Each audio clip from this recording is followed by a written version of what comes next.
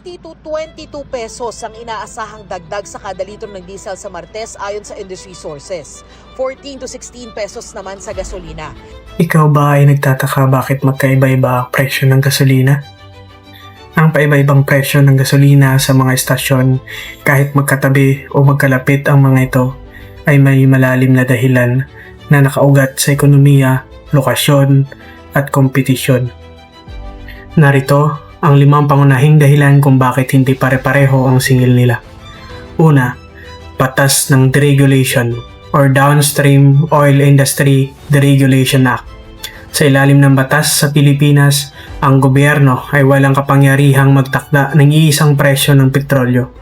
Hinahayaan ng mga kumpanya ng langis na magtakda ng sarili nilang presyo based sa takbo ng malayang merkado. Dahil dito, legal at natural lang na magkaiba ang diskarte sa pagpipresyo ng bawat istasyon. Pangalawa, lokasyon at gastos sa operasyon or the real estate at logistics. Upa sa lupa, mas mahal ang upa sa mga pwestong nasa gilid ng highway, sentro ng lungsod, o malapit sa mga exit ng tollway kumpara sa mga estasyong nasa looban o probinsya.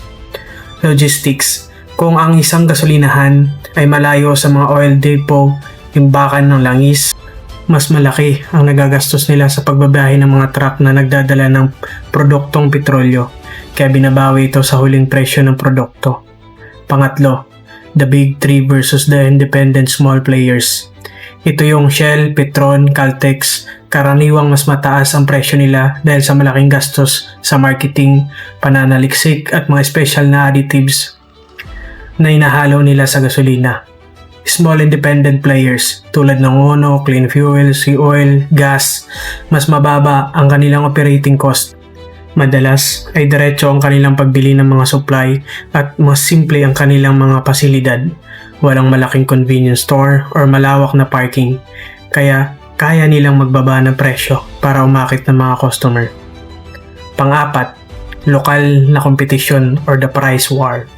Kung ang isang gasolinahan ay napapaligiran ng maraming kalaban sa iisang kalsada, mapipilitan silang magbaba ng presyo o tapatan ang pinakamurang katabi para hindi lumipat ang mga customer.